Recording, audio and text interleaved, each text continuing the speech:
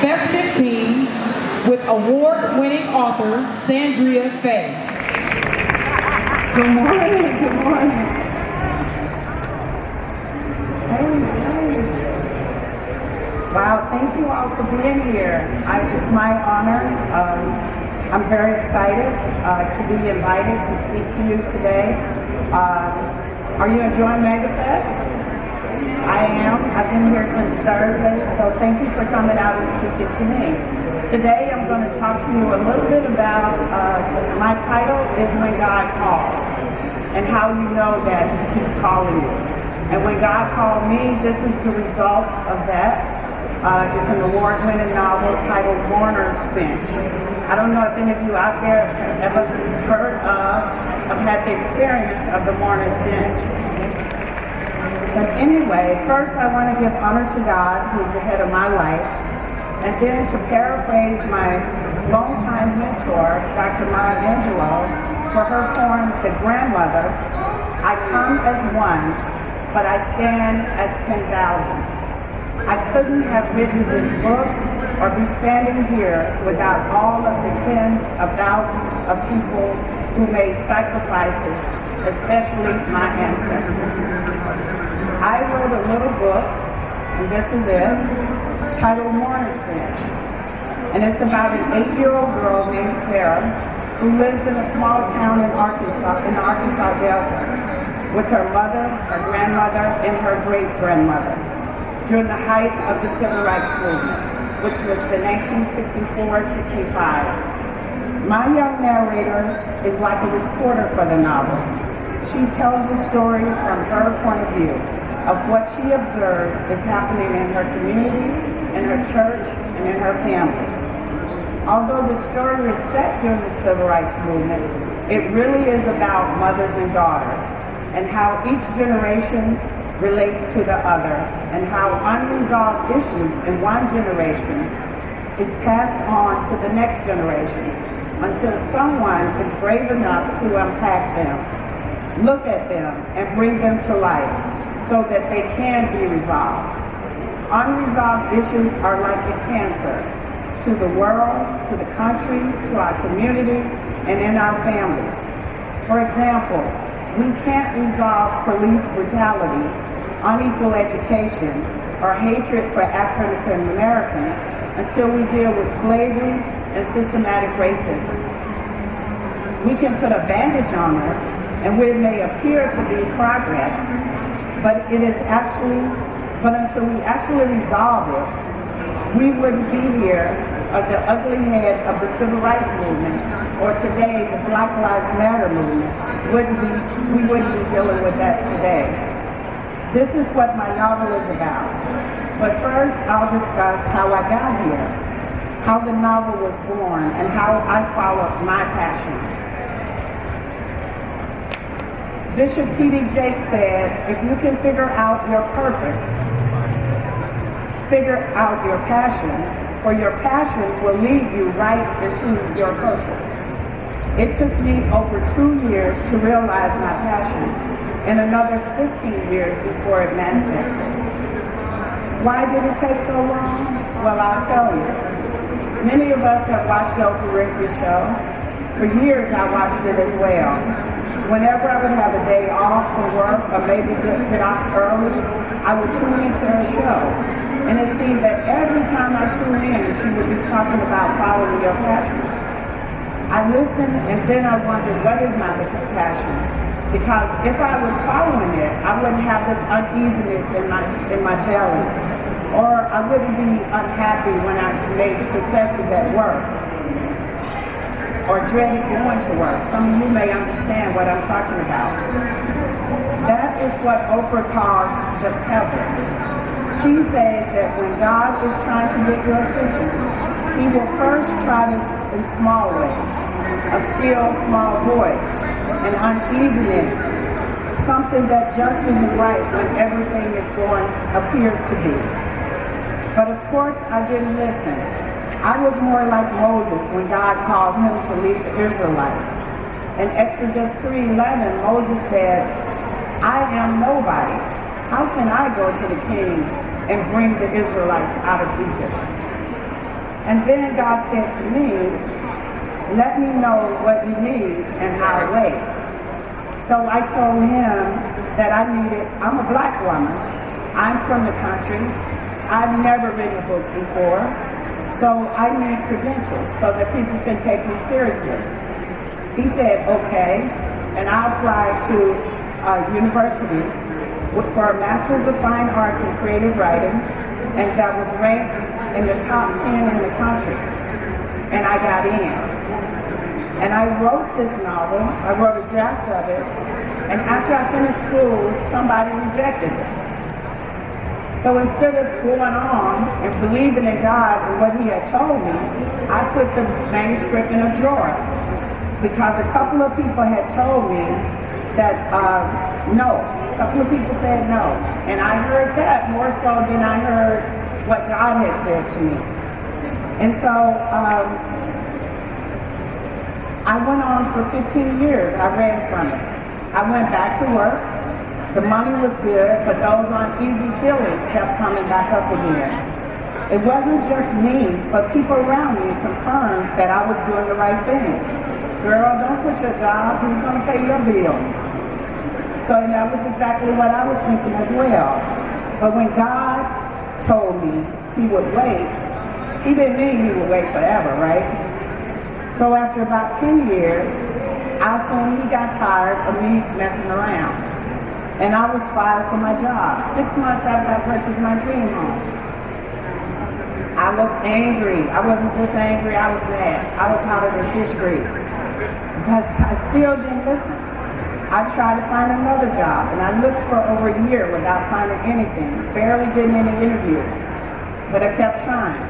And then my health failed me. The disease affected my brain. I couldn't remember things I knew a few minutes before. My grandmother warned me not to rely on my beauty because in time it would fade, but to count on my mind, and now my mind was fragile and I was lost. But that is when I heard God. In my illness, I heard him, and I agreed to finish this novel. And even with my brain in the condition that it was in, I still said, I need to be in school. And only by the grace of God, I applied and was accepted to a doctoral program at one of the universities here in Texas. And approximately 6 months after I began classes at the university, I received a contract from the publisher to publish my book, even though I hadn't finished it. So my advice to you is when God calls, you better answer yes. I suggest doing it as soon as he asks, when you hear that still small voice. And yes, what he asks you to do is important. It is important enough to him to use whatever methods he has to get your attention. I ask, how could a book about people in rural Arkansas be that important to God? It's not my job to know that answer. My job is to know what I've been asked to do. So I tell you about the purpose after finding the passion, which was the book. So first we get a rare opportunity to tell our history. I've heard many African Americans say they didn't want to see another movie or read another book about slavery or the civil rights movement. I've said it myself because it was too painful to read. I didn't like the way we were portrayed in them. In many instances, we would just break out into a dance when we had heard bad news. And I couldn't identify with that. If you think about it yourself, what time have you heard some bad news and you did a breakdance? But that is how we were. That is just one way that we were portrayed inaccurately. The reason why I realized is when I was in graduate school is that most of our history is written by middle class or rich white men. The powers that be don't want us to tell our stories. I realize that when they write about us, it is from the perspective of sitting high and looking low. These poor people, they say. We, as African Americans, write from a place of identity. Although I was not in the car with Diamond Reynolds and her daughter when the police fired bullets into Philando Castillo, I can identify with her. I'm not looking down on her, but instead I'm in the car with her. And that makes all the difference when our stories are told. And from that perspective, I wrote my novel. As I got deeper into my research, I realized much of what I thought I knew about the Civil Rights Movement was not holding up. For example, I believe that most every Black person participated in the Civil Rights Movement, kept a picket sign by their sofa, next to their walking shoes, ready to go. That wasn't true. Only a small percentage of us participated, and the rest of us discouraged those and talked about them. Many women were ostracized from their community and by their church and families when they decided to join the movement. And that's one of the reasons why we don't hear stories about women leading the movement. The last thing I would mention is that every church did not open their doors. Only 15% did. So in my novel, a woman leads the movement. And I show the conflict in our community, not so much us and them, but what we were going through. And that mothers did not want to send their children to an all-white school. And if you think about it, who does? Who wants to uproot their children from their community and send them out to be talked about, spit on, or whatever else may have been going on in those schools? And I felt that I had to get this right on the page because I had the privilege of writing about kings and queens. I had the honor of reminding them where they came from and who God is to them. And just in case you've forgotten, I'm telling you now, you are the kings and queens I'm talking about. And God is your Father. Because only He knew 15 years ago, when I started this book, that we would be chanting today, Black Lives Matter. Only He knew this book would be relevant today. Only He knew we would be reading it around, people would be reading it around the world, and families would sit down at kitchen tables and discuss the similarities between yesterday and today. He knew the facts in this book would resolve arguments between mothers and daughters and sons and fathers. And then I was asked to speak at our public schools. I was looking forward to it because I'd written a book about an 8-year-old girl who sacrificed to desegregate the school. But I was shocked and embarrassed when I visited the public schools throughout the country. The students were either all Black or all white. I don't have children, so I tried to use it as an excuse for not knowing, but truly there was no good excuse. Why didn't I know the schools were as segregated and unequal today than they were before Brown versus Board of Education in the 1950s, before Central High School in the Little Rock 9, before all of the marches and all of the sit-ins in the 1960s. In fact, the Dallas Independent School District is one of the worst offenders. Segregated schools due to economics are rapidly increasing in the U.S. Teachers are saying that they are doing more disciplining than they are instructing children. And then people wonder why we protest, why we feel the need to tell them that Black Lives Matter. I don't have the answers, but I promise God that anytime I had the opportunity, I will tell somebody about the injustices that I've seen in the public school system. And maybe together, you and I can figure out what to do about it. I believe that regardless of your financial status, children should receive education, equal education taught to them by equally qualified teachers in buildings with equipment that are the same in the Black neighborhoods as they are in the rich white ones. This is what Pastor Jakes meant when he said, find your passion and it will lead to your purpose.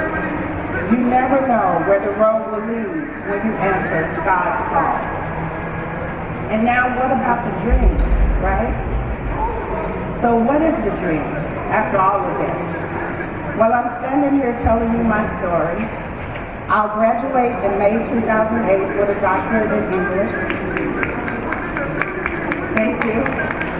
I'm writing a book and will write until God calls me home. I've met people from all walks of life. That dream home I mentioned earlier, I'm still living in it. And as of today, I'm very close to signing a contract for this book to be made into a film. So in that respect, God didn't finish with this book yet. But in closing, I want you to think about the movement we're in, and I want you to think about our public schools. I want you to ask yourself, what can I do? We're not all designed to march or protest or write a book or stand up here like I'm doing, shaking in my boots. But are we talking about our schools? Are we writing or calling our elected officials? Or are we part of the problem, claiming that we don't understand what these young people are doing? Only 15% of the churches opened their doors in the 1960s. Is your church door open to these young people? Are you encouraging them? Are you sharing with them your experiences so they don't have to reinvent the wheel? People always ask me, what can they do? Well, my grandmother used to tell me charity begins at home. We don't have to do the big thing. We can start right in our own families. So if you don't know anything else to do, you can buy this book and get copies for your friends and family, and then sit down and discuss it. That is only one way to start the conversation. During my research for this book, I realized that people whom I've known all my life were instrumental and now historical figures of the Civil Rights Movement. I read it in a book that some white man had written. Can you imagine how that made me feel? Why did that stranger know more about my history than I did? We should be honoring those people for risking their lives. But instead, nobody ever talked about it.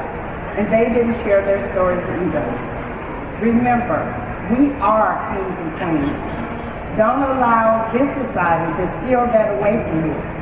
Don't bury it under a rock. Shout it to your children, to your neighbors, until they believe it again. Answer God's call. By answering it, you will find your passion. That will lead you to your purpose, so you can finally live your dream. Thank you all for coming. That's my time, and I hope you enjoy the rest of MegaFest. Also, if you're interested in the book, I'll be set there, have copies over here for sale. Thank you very much. I appreciate your time.